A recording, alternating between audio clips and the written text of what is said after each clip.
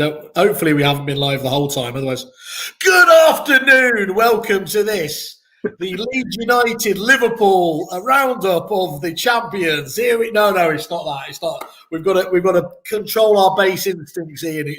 They don't want us to be unbearable. They've got the rest of the summer to listen to us on that front. No, hello everybody. Welcome to another Kerfuffle showcase here, and we've got a bog off deal. Not one, not two. Oh, no, yeah. I suppose we could even do three, couldn't you, with you as a consultant? Mr. Ian White is here to talk to us today about crooks and agency mentors. So Ian, first of all, welcome again, as ever. Thank you. Joe. Do you want to just give us a bit of background about each of those and about what they've, when they've started, what they're obviously doing for people at the moment? Yeah, so the first in the timeline was the Agency Mentors business, which is a sort of training and mentoring business for estate agents. And that came about through my consultancy work with a number of different estate agents who were becoming increasingly frustrated with what they perceived to be very old-fashioned, very benign methods of training and coaching, where they were doing it as an exercise to fill in a, tick a box to say that they were doing it and they felt they needed to do it, but weren't really sure or convinced that they were getting any return on their investment, or primarily that they weren't getting any real sustainable change in behaviours, that they'd get a peak after the event, and then 3 or 4 weeks later, everybody was returning back to the old habits. So Agency Mentors is owned by a collection of my clients and Stephen Brown, who we will all know as a very good trainer and mentor. And a thoroughly good human being as well. Let's add that into the mix. I would say one of the kindest, nicest gentlemen in the industry, to be fair. There's room for, here we are. We can talk about Stephen Brown, the good, Simon Whale, the bad, and that leaves you, Ian, unfortunately, the ugly. I'm willing to accept the ugly tag. Yes. So what happened? I keep saying it, Ian. You don't get this on Christopher Watkins, do you?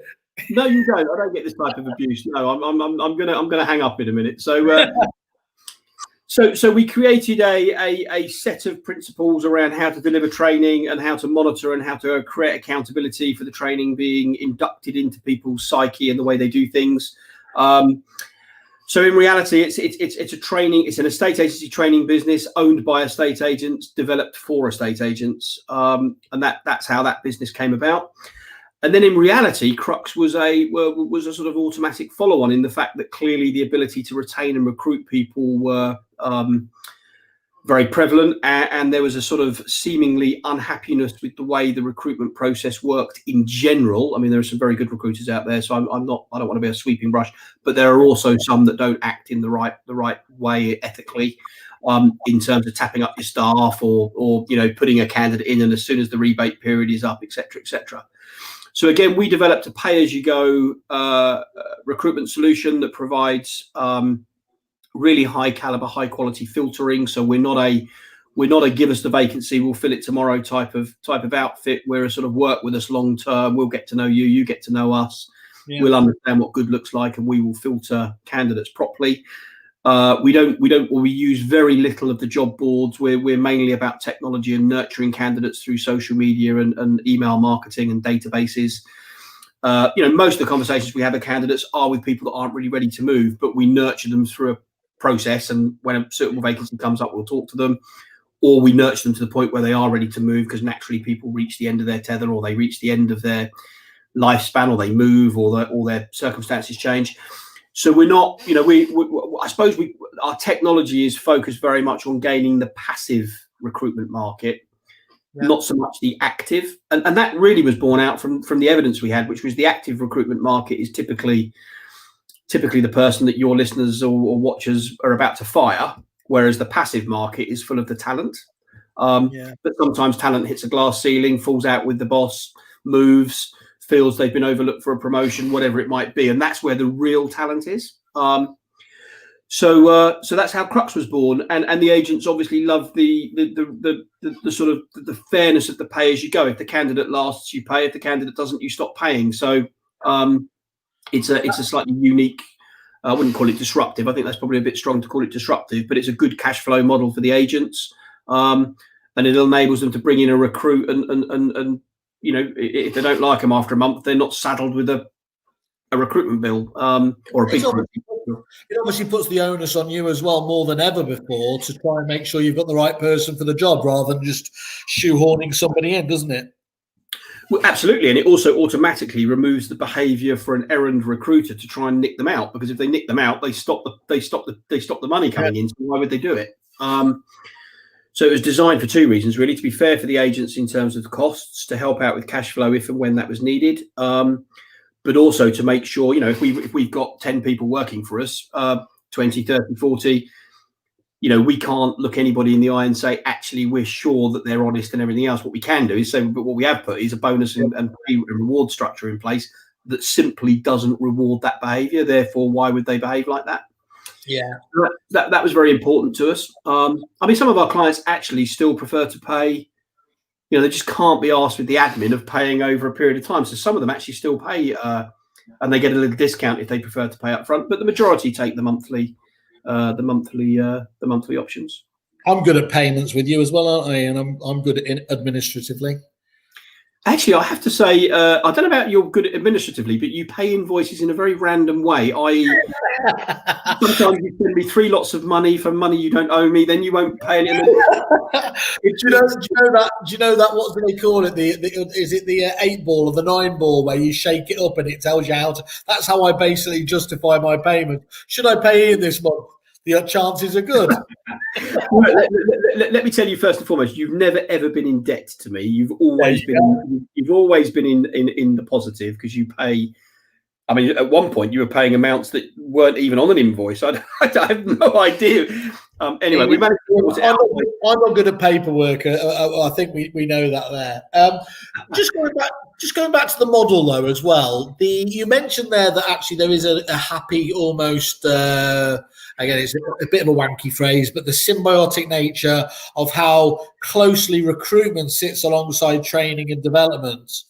You know, so were those two very much done on that basis, that you did see that there was a lot of crossover? And how close do those two companies work closely together, or is that just a convenience thing? Right. So, I mean, you're aware of a bit of hot off the press stuff that's going to be happening any minute now. So, the first answer is they are very obvious bed partners, but I think the one that sits in middle that binds them together is actually staff retention. And I think a good recruiter should also help you retain staff by, you know, if somebody wants to leave and they happen to be one of our clients, you know, why don't we get involved in helping them retain that person?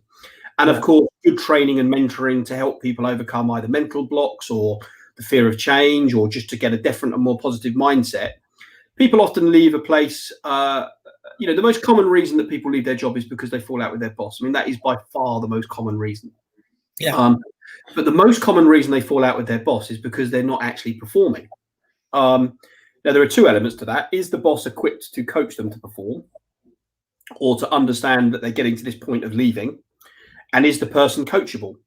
Yeah. So obviously, if you've got a coaching business, agency mentors, you're able to help these businesses by coaching the leaders, so they don't make silly faux pas and lose very valuable staff by not developing people, or being too overbearing, or whatever it may be that causes people to leave. I mean, but the other thing is you can improve the performance of people. And as you know, if people are winning the leagues, you know, the boss tends to be more relaxed about them, whether he's got a good skill or a bad leadership style. Yeah. If you're a performer, you tend to get left to your own devices. So, you know, I think a good recruiter shouldn't be chasing the dollar. I think a good recruiter should be tracing relationships that leads to the dollar. And the best way to have a good relationship with someone is to fix their retention, if they've got an issue with it. So, you know, we don't really want our people. I mean, I know it's a bit bizarre, but we don't really want our people to have vacancies unless it's through expansion. Of course, we will fill their vacancies when sometimes people move away, leave the industry, perhaps unfortunately do fall out, or maybe aren't enough. But ultimately, we really want to be filling vacancies where it's done because the team's performing brilliantly, and actually they've been together for. There's a sort of sweet spot, Simon, that our research tells us that about 3 or 4 years of a team being together, the core team, you tend to hit peak performance in terms of taking market share, because everyone's comfortable, everybody's trained, everybody understands the ethos of the brand, and you hit that real sweet spot. But it's amazing how many businesses never get to the sweet spot in terms of team together because there's too much churn. We kicked off rather taking the mickey a little bit with the Liverpool and Leeds comparisons there, but that actually is quite similar to a sporting team analogy, isn't it? Well, yeah, constantly changing your manager is rarely a solution. Look at Watford. I mean, what a ridiculous decision that was. But yeah, look, I mean, if you get a group of players or a team that are comfortable around one another, they understand what's expected of them. The culture of the business is clear. Everybody's on board with the goal and the culture and everything else. That takes time to nurture. It's not something you can just drop in place. But if you recruit the right people with the right attributes, when you get to that 3-4 year sweet spot, it can happen a bit quicker. I've seen it happen over 2 years where you just get lucky. You get a combination of people that come together with massive talent as well as just the luck of clicking. But the sweet spot's 3 to 4 years, and we want to help through training and through recruitment. We want to help the agents hit that sweet spot. We don't mind if we're training their team or whether we're helping them find new people to either join or fill gaps. But the two together help with retention, and retention is the glue that holds most businesses either in mediocrity or in a place where they can really excel. Yeah, it does ring true with me what you were talking about in terms of that retention piece. Many recruiters, as you will know, have come up with all these weird and wonderful new titles like talent management consultant or something like that. And whilst the name is quite cheesy, you can understand where it's coming from, can't you, in terms of what they're trying to actually achieve there. You are trying to keep your existing staff happy and trained up to the full, because as famously said, if you don't, somebody else will. So some of our contracts are on a retained basis where we are responsible for the well-being of the people. So not only are we filling the gaps if they come up, we're actually we're creating an environment so it's recruitment with a difference. It's a recruitment from the estate agency perspective. We're not just trying to persuade you to take any old piece of crap. In some cases, we're actually working with the business long term to look after the mental stroke, the pastoral care of their team. We're there to spot when somebody is disengaged. We're there to spot when somebody is feeling left out, overlooked, sometimes the reasons people leave, when you actually get the two people that are conflicted in the room, it's just a complete misunderstanding. There is no need for the relationship to break. I've seen it where somebody leaves because they thought they'd overheard that a colleague had got a pay rise, and actually the colleague hadn't had a pay rise at all. Just that sort of stuff. Sorry, Simon. Yeah. I was just going to say that is again that classic case, though. It's much harder to try and stop once your head's turned, isn't it? Yes, of course. Look, I mean, obviously, if someone's being underpaid, or if somebody feels they're genuinely not being listened to, and I could give you a list of the leadership faux pas that go on, and that's why some people engage with us to help them with that. So we train that system in their business. We get in their business. They're not paying us to fill the vacancies. They're paying us for the combination of the two things. So, and it's not necessarily top 10 faux pas. Let's list them through now. Do you really want the top 10 faux pas? I would love to hear a couple of the favourites. Come on. I can't tell you whether these are in the right order, guys, but I can tell you that the number one is definitely breakdown of a relationship between your immediate line manager and the candidate, and that will come through broken promises. Yeah, it'll be things like. That's a massive one, isn't it? It sounds so obvious there, is that people get overexcited about, quite often it's with things like commission plans. They will have given them some sort of verbal contract, and then the salesperson goes out and hits those, and then they renege on the comp plan there. And that's the surest way, isn't it, to lose your talent? Yeah, not put it in writing, not confirm it, or put it in writing but say circumstances have changed, can't pay it, offer it when you didn't mean it, offer it, make it impossible for them to hit it. There's a lot of reasons why that might go wrong, but even just simple things like promising them that you'll get them on a training course. Give me a couple of weeks, I'll look into it, but really busy at the moment, and never get them on that development course. Look, I promise you, we'll have you listing properties by this time. By Christmas, you'll be listing. Come Christmas, the guy hasn't even been taken out, or the girl hasn't been taken out. They haven't been. They just feel like it's an act of convenience for the owners. Not that we're on this topic, but I think the best businesses I work with, they are absolutely prepared to have people better than them they're happy to coach and get people to a higher level than they are. In fact, I would say it's the most rewarding thing on the planet, because if you've got people that are better than you, guess what? You don't need to be at work. As a business owner, you can be somewhere else. Afternoon, chaps. There you are again here, and she echoes what you were just saying there. Lack of understanding of motivation is a key one. Money, praise, support, promotion. Absolutely spot on. There's a lady that knows. I mean, surprisingly as well, Simon, that you'd be really interested. I'd have to do the stats, and I'm happy to get back to your listeners and you. I reckon probably a third of the job offers that we make that are successful, the salary at the new place is below the salary of the old place. Oh, that is interesting. Yeah, but the pathway is clear, and they believe there's a better leadership, stroke training, stroke mentoring process. So reaching a glass ceiling is a reason for people will take a step back financially if they feel they can go forward in the long run. People will take a step backwards if they're getting nearer to home. People will take a step backwards if they feel they're getting in an organisation that will genuinely promote their career rather than hold them in place because it's too painful to see somebody move on above the guy that's holding them back. And of course, the two can be linked in, can't they? You spoke about their number one, the breakdown in that relationship between the top person or their line manager and them. But actually, often, the root cause from that will be the thing we just identified: lack of clarity, lack of delivery on the commission plan, then leads to that breakdown. That's the cause, isn't it, for the top spot there, the relationship issue.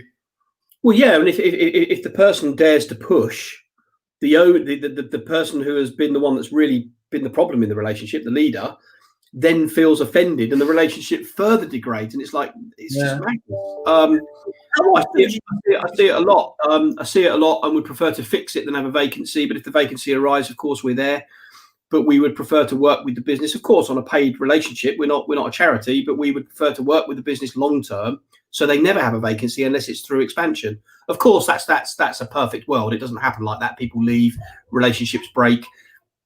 People go through cycles of changing industry, and so on and so forth. So you can never have that perfect scenario with no vacancies. But it's much better filling. It's much more rewarding filling a vacancy that's there through expansion than it is filling a vacancy through previous failure. How often do you think sometimes they don't even deal with the confrontation with the line manager? I've seen on a number of occasions where, and the argument is obviously you should be able to have an open conversation. But nevertheless, I have seen it where it's degraded to such a degree, they never end up actually having that conversation with their boss, with their line manager to resolve it. They just up sticks and go. Yes, I think that's much more prevalent in today's world than it was 10 years ago. I think possibly the fact that it's just so easy to get employment that maybe it can be a bit flippant.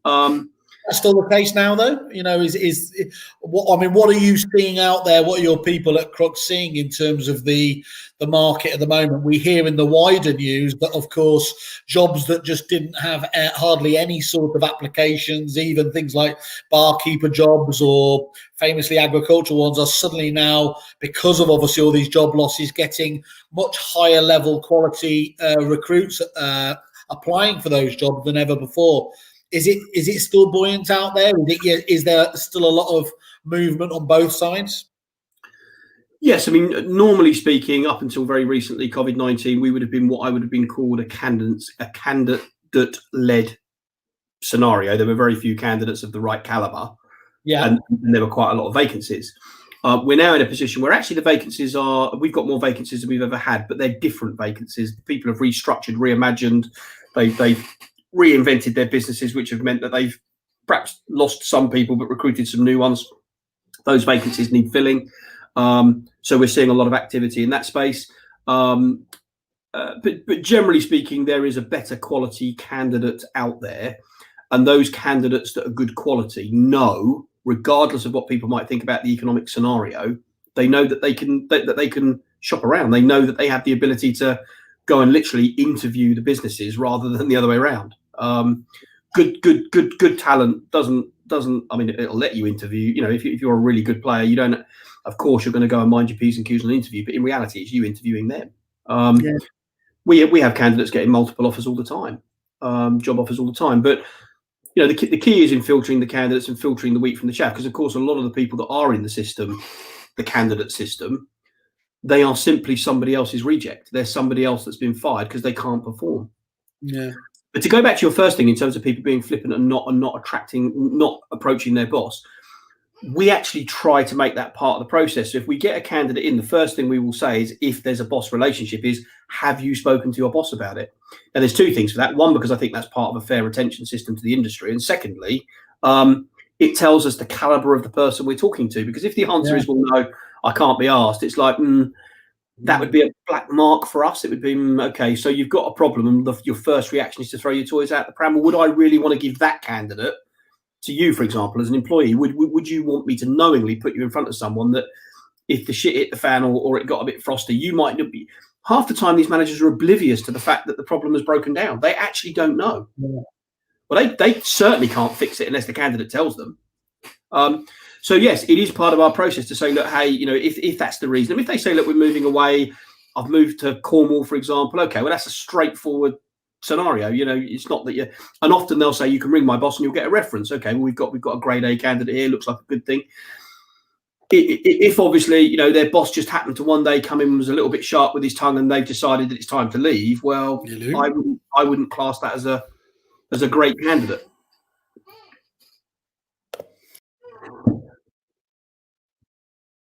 That's what you've done.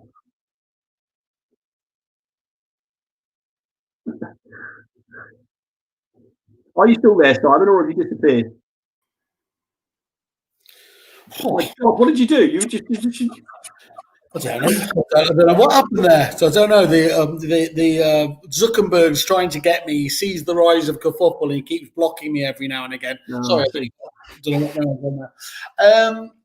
Yeah, and you were just talking. Sorry about often the boss themselves didn't even know there was an issue there. Yeah, look, it's very common for the boss to be completely ignorant to it, because obviously one of their failings is they're not listening. Yeah. So, or in some cases, they know there's a problem there, but they don't think any of the ownership of the problem lies with them, none whatsoever. It can't possibly be them. They're the manager. They've got a title. They got promoted. They're the manager. How often, Ian, do crooks ever literally say to a candidate, "Look, you're just not right for what we're looking for"? Do you, or is there always? Can you always place somebody? No, we will tell them that we wouldn't be prepared to put them forward for this particular role. They can apply direct if they wish. We would always add them to our database because they might not be suitable for this role. They might be suitable for another. I mean, we get some real, it's just like an estate agent registering a buyer. That's just a real obvious, can I say it, toss pot? Just someone that no one's going to touch with a barge pole. We would be polite. We would pretend, but they wouldn't go anywhere near our database because we wouldn't want to have to deal with them again. Nicola Broomham, who does recruitment, and she's very good at it, by the way. She has a no. I love the fact she's got this no arseholes policy. Now I can't nick it because it's hers, but of course, no arseholes.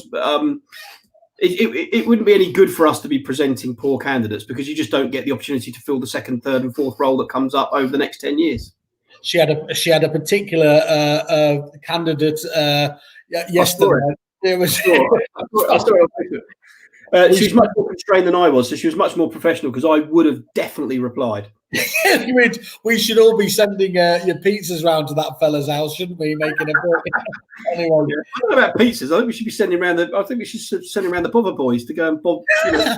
Well, speaking of bother boys, here he is. Here's Mr. Perdios. He was just saying you left you. Sorry, I thought he was actually making a point. Many talented people who felt they were furloughed for too long actively interviewing. Okay, so that's a key point there, isn't it? That they almost feel resentful of the companies that put them on furlough and then going out and just looking for their own stuff. There is a real sort of it's difficult, isn't it? I mean, obviously the whole lockdown period was difficult, but you had some companies where the furloughed staff felt bitter that they'd been furloughed. You felt in some businesses the people who'd been kept on felt bitter because they felt like they were being asked to carry the shoulders of themselves, the business. If you weren't in active communication with your staff during that lockdown period, it could lead to, as you discussed earlier, those misunderstandings quite easily, couldn't it? Yeah, so I think Charlie's absolutely right. There are a lot of people where the furlough process was perceived wrongly by the person being furloughed, that it was you're not needed by the business. It was a reaction to keep the business afloat. It was the right and proper thing to do, but the communication around it was poor in some cases. Charlie's was an example where it wasn't, by the way. He dealt with that brilliantly, and he phased back the unfurloughing, and it's all worked out well. But yeah, and the other problem that we've seen is, as the unfurloughing started to unruffle and people started to come back, that's when the real angst started, because it's, well, why not me? Why am I not? And the person that was being brought back was being talked to and patted on the back and being, brought out the deep freeze and re-energized. But the people that weren't being unfurloughed, they were often overlooked by some, particularly the bigger businesses, dare I say it, the big corporates. Yeah, sort of didn't communicate with the people that were on the sidelines, and those people probably started to feel a bit worthless or a bit scared or a bit worried. Yeah. And that may have influenced them to maybe make contact with people, the recruitment side of the business, or to start sending CVs around. Again, communication, Simon, isn't it? It's just communication. How is the market at the moment for staff in terms of their fears over the health side of things? To a large degree, are the people talking to you obviously by definition kind of past that point, or is it a pointed question that they are now asking? Is what is the provision that the company is putting in place to make sure that its staff's looked after? We've not been asked the latter question once, to the best of my knowledge. Okay, that's interesting. Genuinely not. I mean, obviously a lot of interviews are handled now via the powers of video technology, or certainly the first frontline interview. I would say the vast majority of our job offers have actually been done with no physical meeting at all. Some people like physical. I think it's down to an individual thing, but we have not been asked. I suspect the people that are in the first camp are probably very happy being furloughed, so they'll just sit and wait as long as possible. Yeah. Well, they'll be shouting health over wealth, but really they're just happy sitting at home watching Loose Women. In what context, Loose Women? The program, or just generally Loose Women? I mean, this is. No, I was thinking the program, but don't go there. Right. Ian, one of my biggest frustrations, and in fact, I know talking to many of the trainers who sat around having drinks with them there, is that Brits and agents in the UK have quite often talk the talk in terms of, yes, we really value training, we value development of staff, and it just simply doesn't seem to be matched up by what you witness, in terms of the minute that the market tightens, that's one of the training and development fund goes straight out the window, probably at the very time you need that most. Why do you think there is such a why do you think that training and development is used so sparingly? Is it simply down to date it's been quite an expensive process, or is it more to it than that? It's really difficult for me to answer that, because I don't necessarily. Well, one, it doesn't frustrate me if that was the question. I think that's down to each business owner. They have to make a decision on how they spend their dollar, and that's up to them. I think they would be wise to spend the money in some sort of development tool, because I think it leads to turnover of staff, and turnover of staff kills all growth. Generally speaking, we observe the companies that are prepared to spend on training, because that's how we know them, and that's how we would have come into contact with them, whether it's the consultancy side, the recruitment side, or the absolute outright agency mentors training business. So, but of course, there are businesses that perhaps would rather save the money, but they will be the ones, I guarantee you, the ones that save the money on training will be the ones either with the biggest recruitment bill, or the ones with the businesses struggling, because they often have to keep replacing people and they never get to the sweet spot. So it's like whack-a-mole to a degree. You can save in one area, but it's going to push up the cost in the other area. Yeah, absolutely. I think and I think younger people coming through the ranks now are much more expecting training and development. It's almost we definitely get asked, what training plans are there? What promotion ladders are there? We get asked that a lot. Do you get asked that more these days than you used to, do you think? Well, we're a fairly new company, so I can't really answer that. You'd need to speak to some of the established recruiters, but certainly we get asked it. And I suppose what I can say is, as a recruiter, let's say when I had my MD's hat on at Romans and I was interviewing, I can't remember being asked. I was asked, how much are you going to pay me? Yeah. But now it's, what's my working rota? How many holidays do I get? You know, there is definitely difference, but they do want to know what the development is and how the business can help them get better at what they do. I mean, they want to know that. And I think that's right to want to know that. And I think the businesses that provide that are likely to recruit better people and retain better people. So any cost they save on training is, as you say, the bashing the mole scenario. It'll just pop up and bite them somewhere else through staff retention or staff disengagement. Either of those two things are ridiculously expensive, much more expensive than the training. Yeah. And Charlotte comes in saying training hasn't always been as accessible for all or not structured enough to make a difference. Charlotte, if only there was some sort of learning management system that people could access cheaply, effectively, with some of the best training talent on board. I mean, until we know that, what would, you'd have to call it something like Able Agents or something like that and search for it on the Kerfuffle website. I absolutely agree with you, though, there, Charlotte.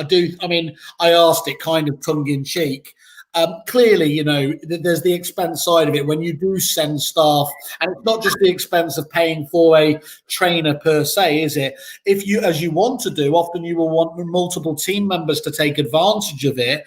Sending a number of branch managers or key members of staff away for a half-day session, a full-day session, has a real impact on the business. I think the new models that we are seeing coming around, and Charlotte's obviously Able Agent is an excellent example of that, and the way that you guys at Agency Mentors are pivoting that is, I think, a direct response, isn't it, to one of those challenges that we've got out there in the wider market. Yeah, I think the key word that Charlotte has there, and Charlotte won't mind me mentioning that we're right in the process of putting together a collaborative product to get the best of both what Able Agent do and Agency Mentors. But no, I'm shocked. I feel manipulated now, Ian. I feel like I didn't even know she was coming online. I can assure you, this is no. However, the word that she said was structured. So. Yeah. If you've got a fee problem, rushing around to try and find some guy that will talk to your people with a PowerPoint presentation about how to fix fees in a half-day session. I mean, come on, you cannot fix fees in a business with a half-day presentation on PowerPoint. That's bollocks. You cannot do that. Ian, stop sitting on the fence. Stop sitting on the But you can't. If anybody says they can do it you can't. You have to permanently change behaviours within people to get the mindset right to be able to be proud enough, loud enough to charge high fees. I don't think there's anybody in the UK capable of doing that with a half-day PowerPoint presentation. And if they are, they're not charging enough. I think you need to get under the skin of people, and you need to get to learn them through a structured development plan, which is what Charlotte's talking about there, and a consistent touch point with them through the training calendar. And myself and Charlotte are on a call, I can't remember when it is now, but with a large, well-known northern business to actually put together a proper piece that deals with mindset, technical qualification, actual real qualifications, which is where the Able Agent are absolutely brilliant at. We do the mindset stuff and get people in the right frame of mind to actually win and do that sort of stuff. But in a structured and proper processed manner. But also, we want to bring affordability to the game. We want to bring affordability to the market. Yeah. Well done you for, after obviously having been a good old northerner, being now a southern sellout. It's good to see you giving something back to the north again. So well done there. We do a lot of work in the north. What are you talking about? It's my home. It's my home. Oh, and speaking of which, Southerners, I don't know if Norwich counts as Southern, or certainly. Hello, Andy. How are you? You're doing well there. There's a man who believes in training and development. And actually, Andy's a really good example there, isn't it, of somebody who actually has the gumption to pick up, regardless of what the company's doing, he sets out to better himself, to develop and do it, and we could do with more of that, couldn't we? That self-development ethos.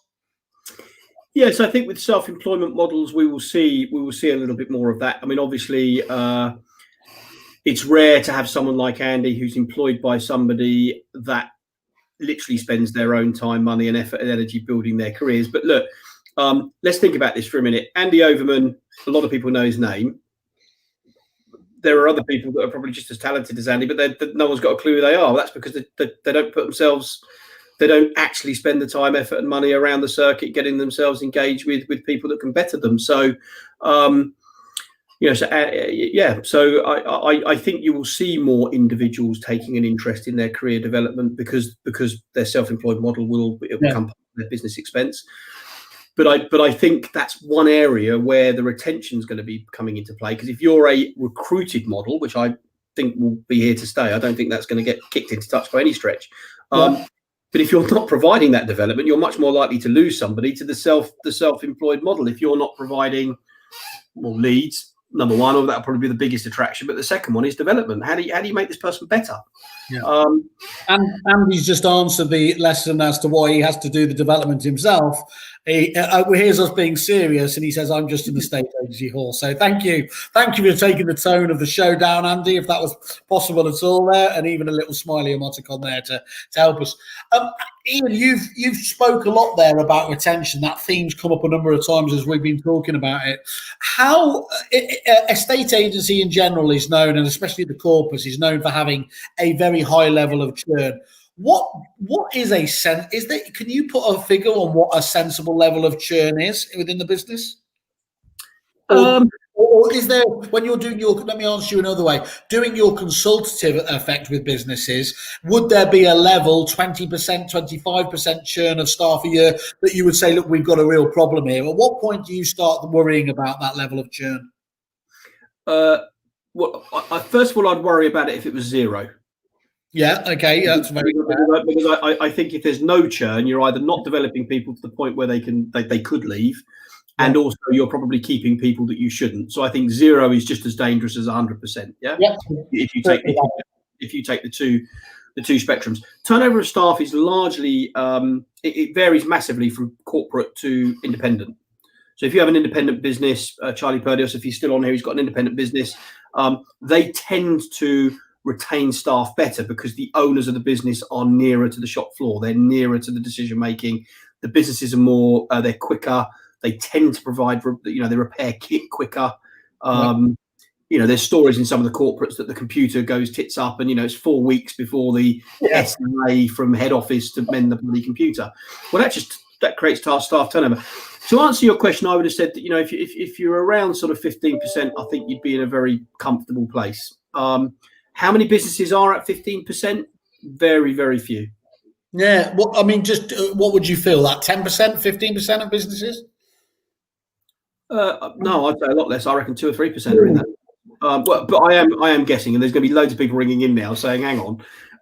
There might be, if there'll be the small independent businesses that have only got 2 or 3 people in the first place. One of them's the owner. One of them's the owner's partner or brother, or so those obviously don't turn over staff very often. All these views are Ian's, and he stands behind them 100%. So please direct all of your. It's clearly Charlie's not on here. I think he's doing his wig at the moment. So these are guest statistics. These are absolutely guessed. Guesstimates. That's what we call them. Guesstimates. Yeah, that's a good word. They're not. There's no scientific. There's just a gut feel there. Andy, in all seriousness, I don't go to work to be second best. Second place is the first place of a loser. I don't know what that says about Arsenal down there in 10th spot, but we'll leave that. Again, we've had too much footy on the show already. And Mark Bevan's obviously just a bit confused because he's shouting, "Who are you?" So he's one of those. Okay, Ian, how are you changing the model then? What do you think you're doing differently in both of these businesses that sets you apart? Well, I think the first thing that we're going to be doing with the agency mentors model is, I can't give too much detail away because we haven't got the finalised product until Friday, but we're looking to bring a low-cost, subscription-based platform that is a regular touch point with the various people in your business to make it affordable, achievable, convenient and easy to do it. So it may not involve all of your staff trundling into London to get a train ticket and sit in a room of 25 other people to learn something. It may be a little bit more different to that. So so I think the subscription model provides, imagine if you were recruiting somebody and you said, "Oh, and by the way, one of the benefits of working for me, if it was someone you were fighting to get signed up, is that I will subscribe you to a proper development platform." We're talking about relatively marginal cost in relation to the salary, a monthly figure for these people per office. We're going to be charging the model, needs to be finalised, and that model also then engages with other trainers from within the industry to collaborate to deliver the proper structured requirements of these people. We know our strengths is mindset and performance. We know, it's not compliance. It's not the exam side of it. It might not even be the technical know-how. We're the nitty-gritty pragmatic. If you do this today, it will affect this tomorrow. Get in and make this, the scripting, that's what we do very well. Nitty Gritty would be a great company name for one of your businesses. That sums you up. Either nittygritty.com. If you haven't registered that says what you do. Unfortunately, now probably 3 of your listeners have. So it's off the table now. But I would imagine that's a very good title. But I'd imagine it went some time ago. Yeah, okay.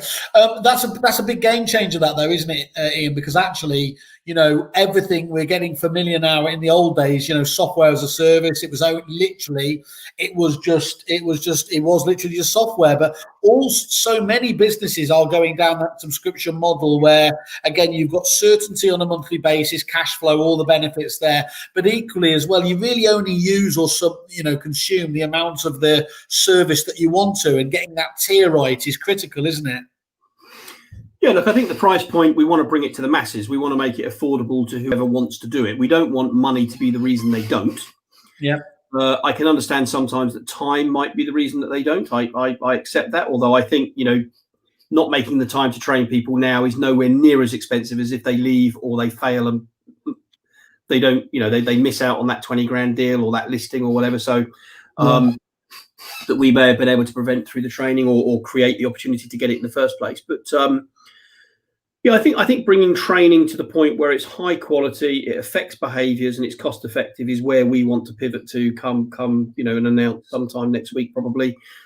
You've been privileged enough to see some of those workings, and we've consulted and spoken to various people, and the type of people we're collaborating with to get there. So sorry. It's very exciting. I think it's one to watch in terms of changing that, because the perception of obviously recruitment is it's one of those necessary evils, isn't it? And not least because, paying the 15, 20% of whatever the fee, everything else there means that you, a bit like, again, we've done the football analogy too often, but you can't make too many mistakes, can you? Because of the price of getting these people on board. Whereas if you do know, hopefully you're an expanding business and you just, a bit like your old mentor, Dale, didn't he? He used to just factor into churn into the model. That some people will be leaving. So just accept that and plan ahead. Yeah, which is exactly where the sort of hands-on retention stroke recruitment model comes from, is that always be recruiting, not to make job offers, but so that you've got a bench of people ready to go. Right now we all know the agents are really struggling with the sheer volume. Yeah. Imagine if someone left. Imagine if someone walked out tomorrow. Jesus, what are you going to do?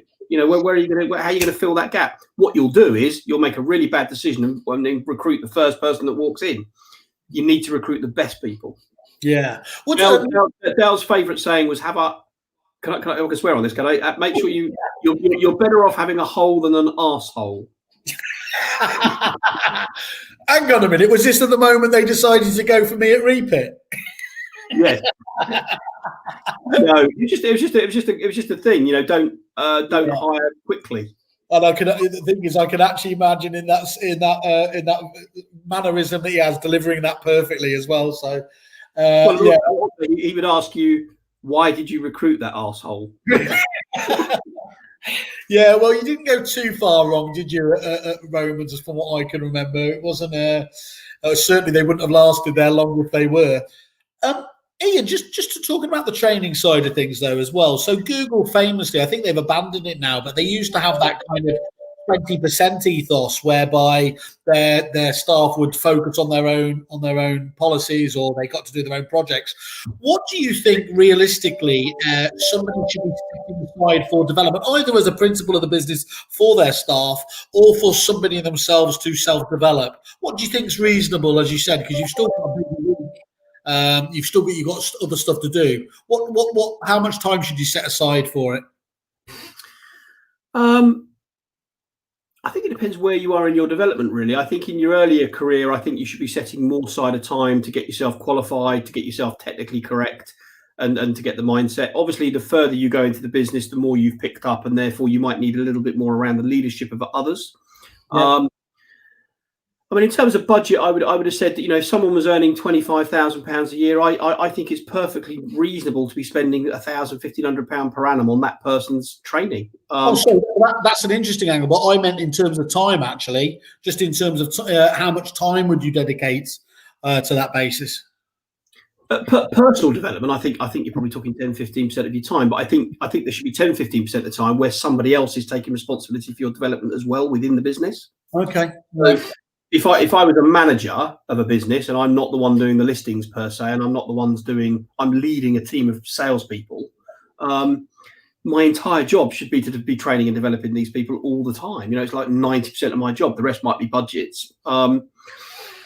So I think it depends where you are, but I certainly think anywhere between 5-10% of your annual salary is probably a reasonable top up to provide to people as an additional. So some really enlightened businesses now are making job offers of, I don't know, £18,000 basic, OT of 25,000, and you get £2,000 allowance to spend as you see fit. But here is our selection of options. We work with ABC, and we'll book you on, we'll pay for it, but it's your choice. Now, some of those people never take the booking up. Yeah, but it's there. The offer's been made, and it's actually, it can be quite a good closing tool if you've got a candidate that's looking at business A, business B, business C. Imagine if you were a candidate and you're thinking, hang on a second, they're already willing to invest. It certainly wouldn't go against you. Okay. And how important is it today to be either to be a generalist, so that, because obviously there are many of these agencies at the moment, there's fewer staff than ever, so you need to wear a few hats. So how, to be able to wear a number of hats, or is it more important to be a specialist and actually just be completely focused on that?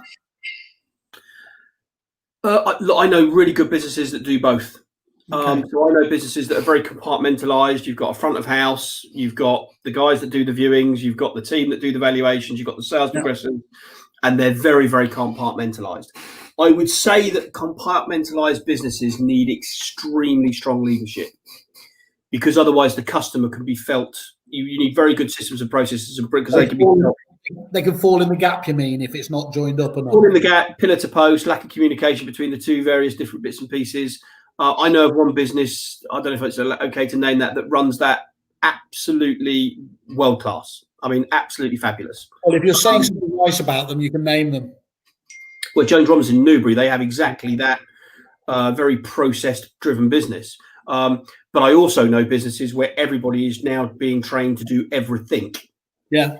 So they are the viewer, the front of house, they're everything. So I don't think I would criticise or have a view on that. I would just say, if you're going to do it, you need to be elite, whichever way you do it.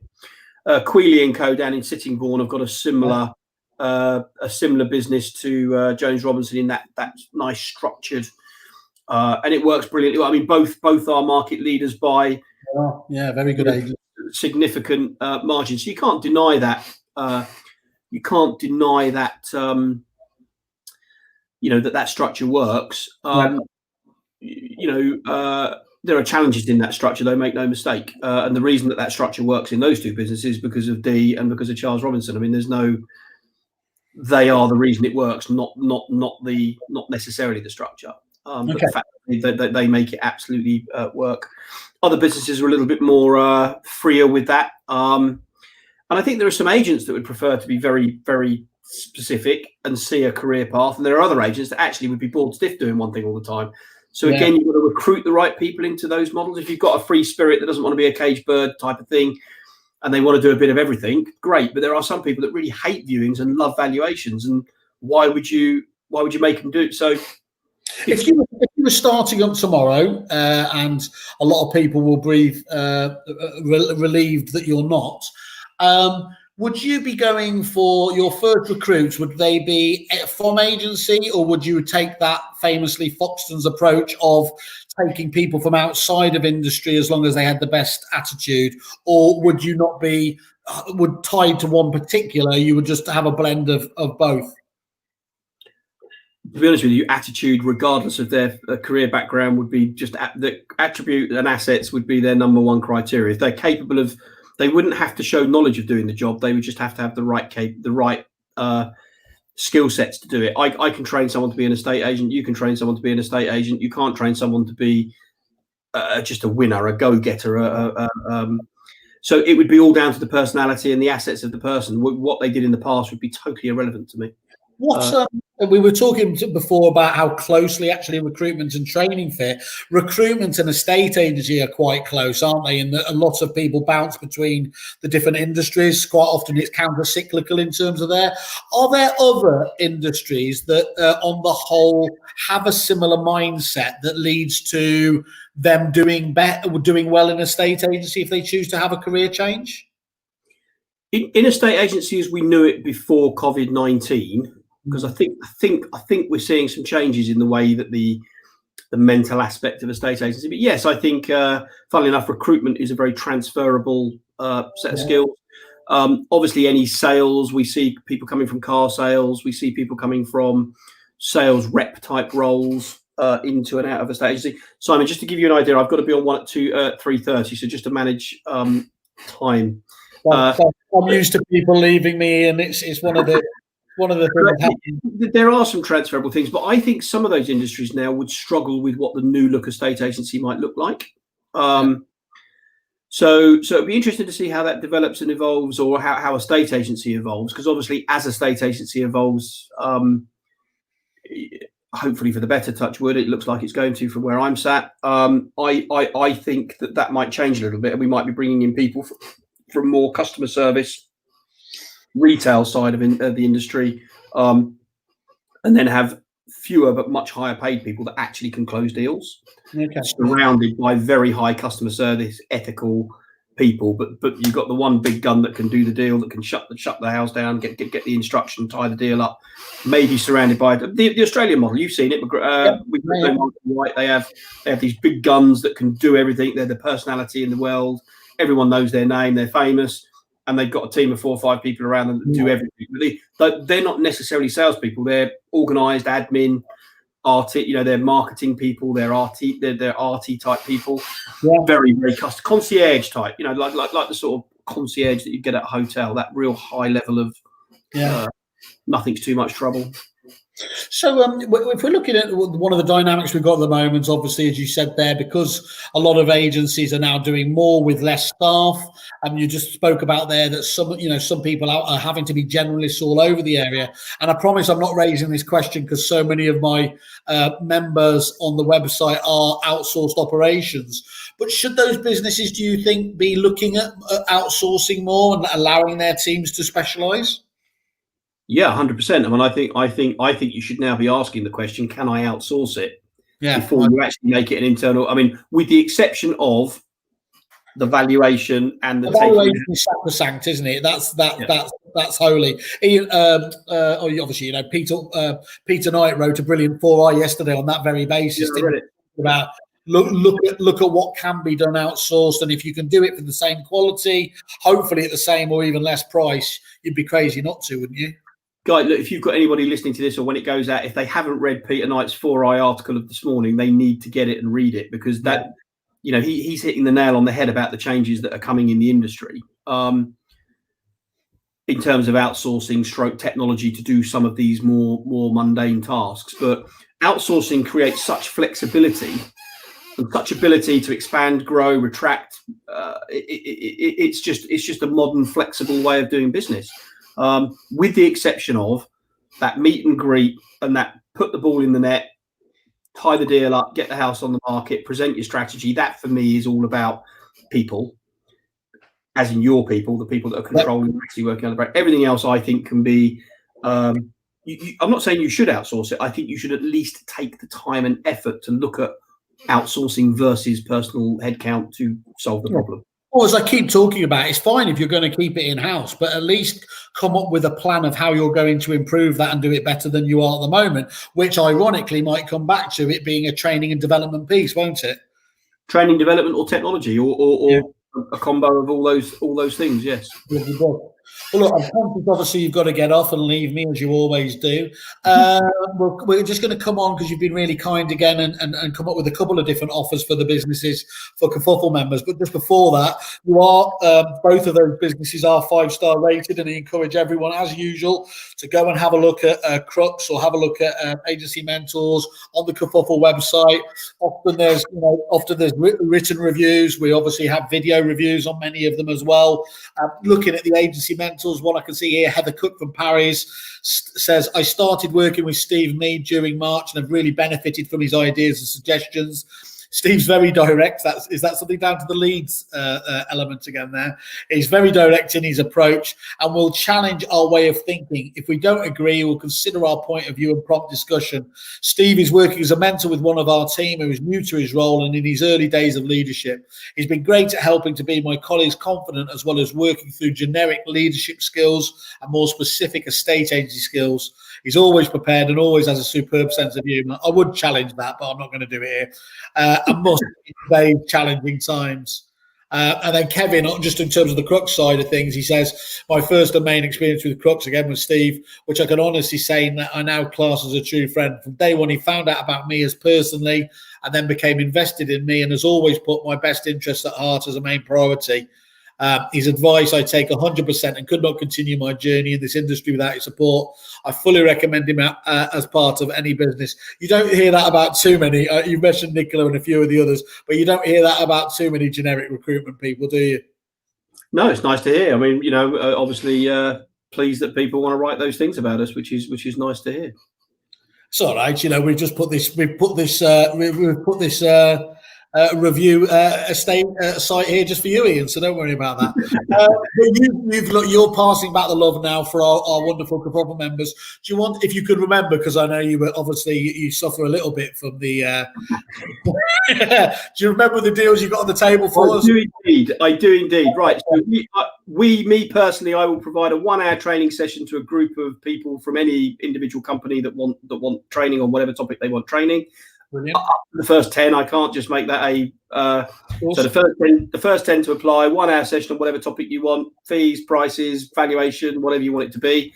And anybody that wants to engage with us at Crux, contact them, mention this Kerfuffle deal, and we will do your first placement for you with the 20, or your first or next if you're a current client, at 25% off the bill. Doesn't apply to any placements we've already placed, guys. So don't be thinking if there's anyone out there thinking, hang on, we've just placed somebody in there. These are placements that have not yet been tied up as of today. Oh, Ian. It was so wonderful until the small print. No, that is really good because actually you've done something that actually a lot of people don't often think about is we're always very willing to put out deals there for new clients, and understandably sometimes existing clients do, but as long as it's an existing client who's going to do a bit of future business, you're rewarding them, and I've got to thank you for that. Ian, for once, I am finishing on time ahead of time.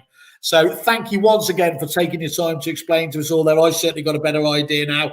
Please keep us up to date. I know you will anyway on the when you got more details on the model, and we'll obviously share that with everyone when we get the chance. Until then, Ian. Thank you, Simon. Cheers, guys. Enjoy the league win. Cheers, matey. Bye. Bye-bye.